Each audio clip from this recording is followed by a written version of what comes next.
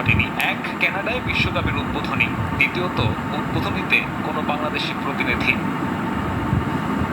সে দুটো রেকর্ডই ভাঙল কানাডার টরন্টো স্টেডিয়ামে। বাংলাদেশি বংশোদ্ভূত সঞ্জয় মঞ্চ মাতান ভারতের নোরা ফাতেহি আর ফ্রান্সের ভেট ড্রিমের সাথে। মিউজিক আর ড্রামের তালে অন্যরকম এক পরিস্থিতি তৈরি হয় বিশ্বকাপের উদ্বোধনীতে।